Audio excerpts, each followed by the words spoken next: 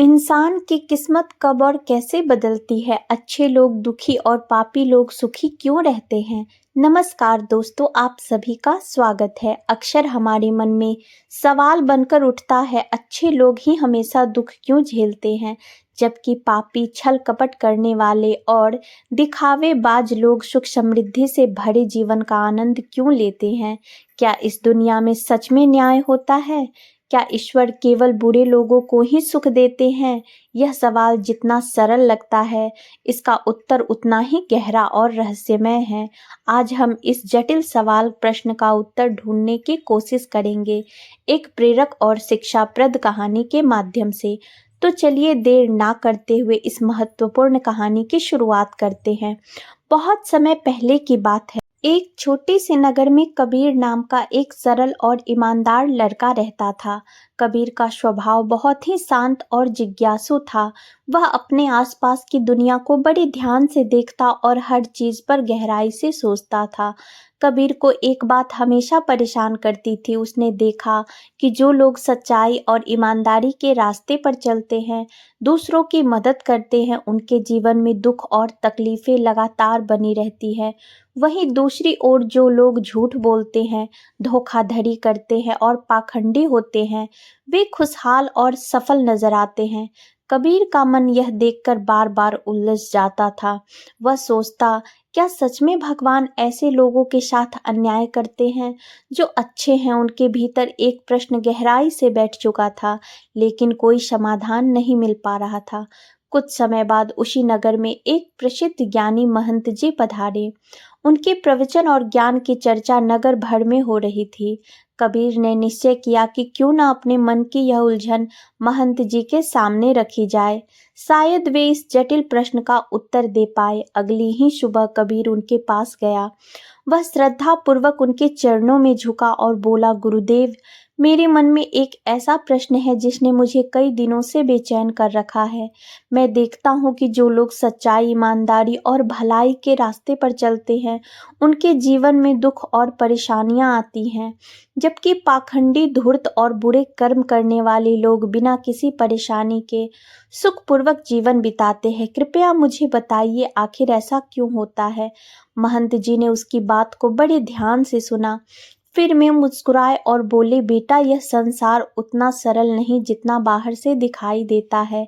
यह जगत एक जटिल बनावट की तरह है। अगर तुम इसे समझने की कोशिश करोगे तो यह और भी उलझता जाएगा। लेकिन हाँ, मैं तुम्हें एक ऐसी कथा सुनाता हूँ जो शायद तुम्हारे इस सवाल का उत्तर दे दे।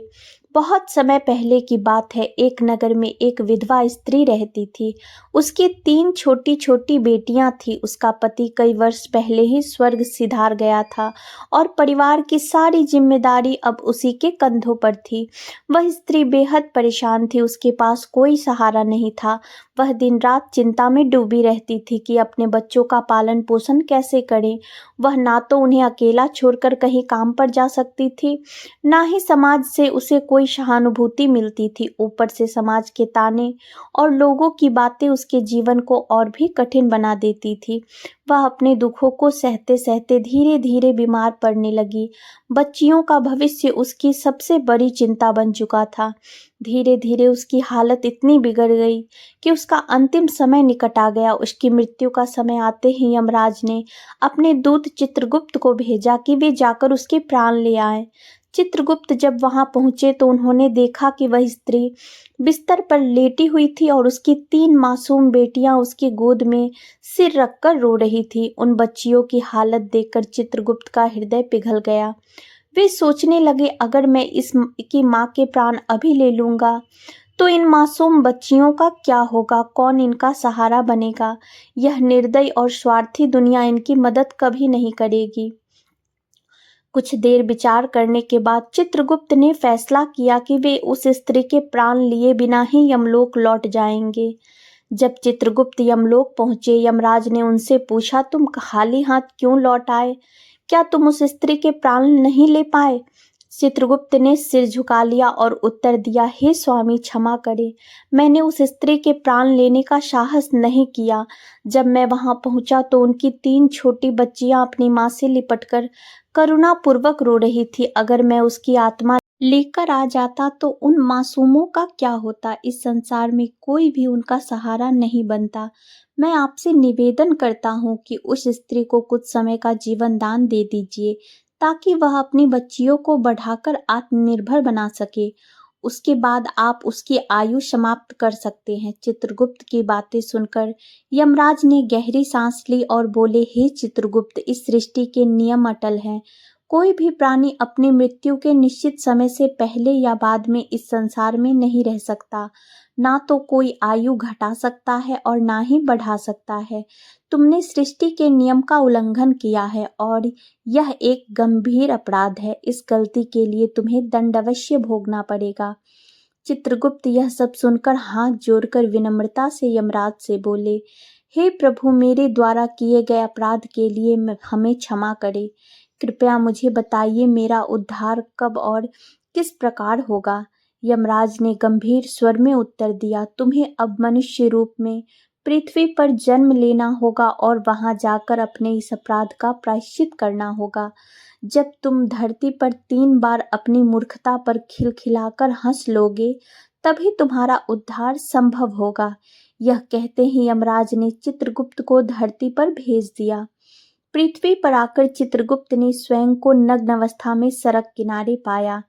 मृत्यु लोक के नियम के अनुसार जब कोई प्राणी जन्म लेता है तो वह बिना वस्त्रों के आता है। ठंड से कांपते हुए वह असहाय पड़ा था। उसी समय वहां से एक मोची गुजर रहा था, जो अपने बच्चों के लिए गर्म कपड़े खरीदने निकला था। उसने सड़क किनारे कंपकपाते हुए नग्न चित्रगुप्त को देखा तो उसके मन में करुणा उमड़ आई। उसने सोचा, कपड़े तो फिर ले लूंगा, पहले इस व्यक्ति की सहायता करनी चाहिए। उसने अपने बच्चों के लिए कपड़े खरीदने के बजाय उस अजनबी के लिए कपड़े और एक कंबल ले लिया। कपड़े और कंबल देते हुए मोची ने कहा, भैया, इस ठंड में यूं पड़े रहोगे तो जान नहीं बचेगी। यह कपड़े और कंबल पहन लो। चित्रगुप्त ने उसके प्रति आभार व्यक्त करते हुए कहा, भैया, आपने मुझ पर बड़ा उपकार किया है, लेकिन ना तो मेरा कोई घर है, ना घर और ना ही भोजन की कोई व्यवस्था। अब मैं कहाँ जाऊं। मोची ने सहजता से कहा, यदि ऐसा है तो मेरे साथ चलो, मैं तुम्हारे खाने पीने और काम की व्यवस्था कर दूंगा। मोची चित्रगुप्त को अपने घर ले गया, लेकिन जैसे ही वह घर पहुंचा, उसकी पत्नी ने देखा कि वह बच्चों के लिए कपड़े लाने की बजाय किसी अजनबी को घर ले आया है। यह देखकर वह आग बबूला हो गई और गुस्से से चिल्लाने लगी, तुम बच्चों के लिए कपड़े लाने गए थे और एक अनजान व्यक्ति को घर ले आए। क्या तुम्हें अपने परिवार की कोई चिंता नहीं? हम पहले ही मुश्किल से गुजारा कर रहे हैं और अब तुम इस अजनबी का बोझ भी हमारे सिर पर डाल रहे हो। पत्नी का क्रोध देखकर घर का वातावरण तनावपूर्ण हो गया। मोची और उसकी पत्नी के बीच बहस शुरू हो गई। यह सब देखकर चित्रगुप्त अचानक जोर जोर से हंसने लगा। मोची ने चौंकते हुए पूछा, भैया, तुम हंस क्यों रहे हो? इसमें हंसने लायक क्या है? चित्रगुप्त ने मुस्कुराते हुए जवाब दिया, भैया, अभी समय नहीं आया कि मैं अपनी हंसी का कारण बताऊं।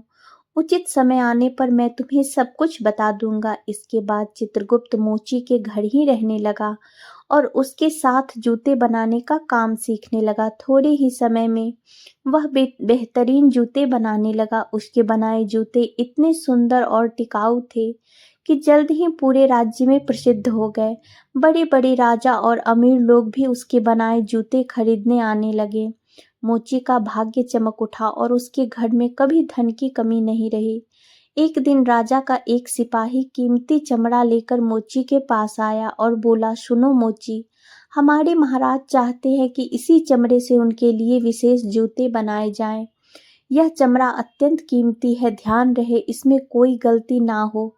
सैनिक के जाने के बाद मोची ने चित्रगुप्त से कहा, भैया, यह काम बहुत जिम्मेदारी का है।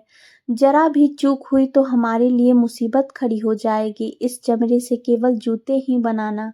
अगर गलती से भी चप्पल बना दी तो राजा हमें कठोर दंड देंगे। मोची की इतनी समझाइश के बावजूद चित्रगुप्त ने जानबूझकर उस चमड़े से चप्पल बना दी। जब मोची ने यह देखा तो उसका चेहरा पीला पड़ गया। घबराहट में उसने चित्रगुप्त से कहा, तूने क्या कर डाला? मैंने तुझसे बार बार कहा था कि जूते बनाने हैं, लेकिन तूने चप्पल बना दी। अब राजा हमें दंड देंगे और हमारा पूरा परिवार संकट में पड़ जाएगा।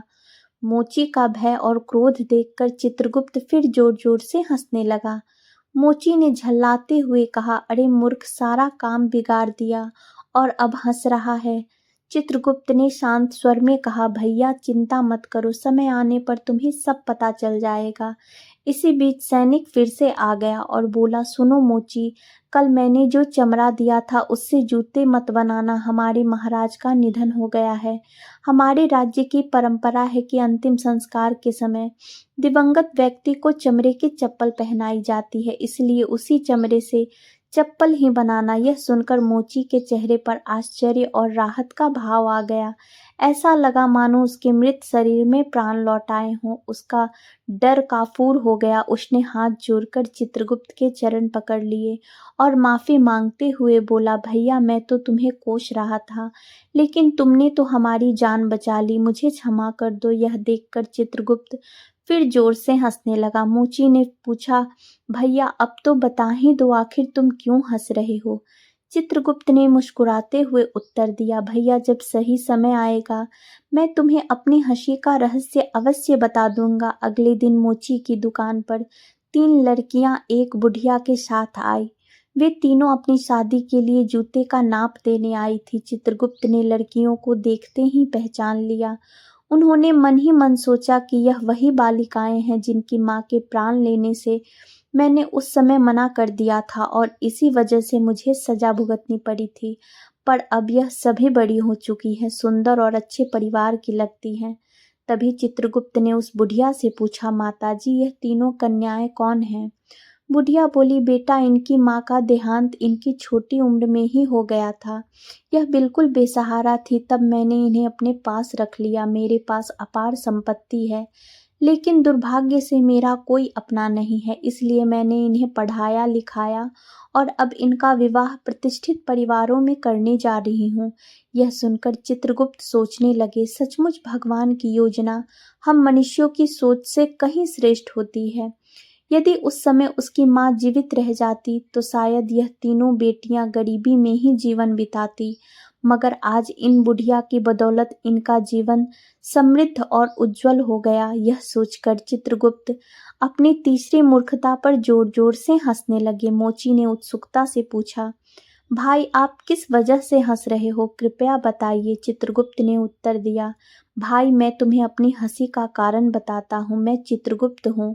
जब यह तीनों लड़कियां छोटी थी तब उनकी माँ की मृत्यु का समय आ गया था, लेकिन उन मासूम बच्चियों पर दया कर मैंने उसकी माँ के प्राण नहीं लिए। इसी कारण से यमराज ने मुझे श्राप देकर पृथ्वी पर भेज दिया। मैं यहाँ निर्वस्त्र सड़क किनारे पड़ा था, तब तुमने मुझे अपने घर ले जाया।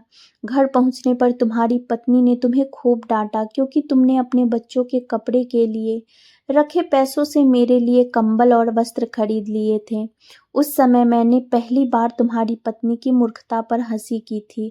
वह छोटी सी हानि पर दुखी हो रही थी, जबकि उसे यह नहीं पता था कि तुम्हारी उस भलाई के कारण तुम्हारे घर का भविष्य बदलने वाला है।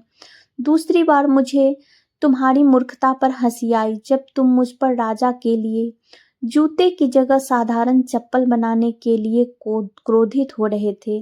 तुम्हारा ध्यान केवल राजा के जूतों पर था, जबकि पूरे नगर में यह समाचार फैल चुकी थी कि राजा की मृत्यु हो चुकी है। तुम केवल वर्तमान घटना देख रहे थे, लेकिन भविष्य की सच्चाई से अनजान थे। सच यही है कि हम केवल वही देखते हैं जो हमारे सामने घटता है, लेकिन परमात्मा उन घटनाओं को जानते हैं जो भविष्य में हमारे लिए लिखी होती है। कभी कभी ईश्वर हमारी जिंदगी में ऐसी घटनाएं करते हैं जो प्रथम दृष्टि में बुरी लगती है, लेकिन उनका परिणाम हमारे लिए हितकारी होता है। मनुष्य अक्सर तत्काल बुराई देखकर परमात्मा को दोष देता है, लेकिन हम उस भलाई को नहीं देख पाते जो समय के साथ हमारे जीवन में प्रकट होती है। कई बार हमारे साथ जो अच्छा लगता है उसका परिणाम भविष्य में बुरा भी हो सकता है। इसलिए हर घटना में अच्छा और बुरा दोनों पहलू होते हैं। हमें हर परिस्थिति को ईश्वर की इच्छा मानकर स्वीकार करनी चाहिए। प्रिय दर्शकों, अब मैं आपको बताना चाहती हूँ कि अच्छे लोग क्यों अधिक कष्ट करते हैं। दरअसल जब अच्छे इंसान किसी के जीवन में दुख आता है तो वह ईश्वर की शरण में जाता है और उसका आध्यात्मिक उत्थान होता है। वह भक्ति और साधना में लीन होकर अपने कर्मों के दोष मिटाता है। ईश्वर की भक्ति ही मोक्ष का मार्ग है और केवल पुण्यात्मा ही बार बार इस मार्ग की ओर प्रेरित किए जाते हैं।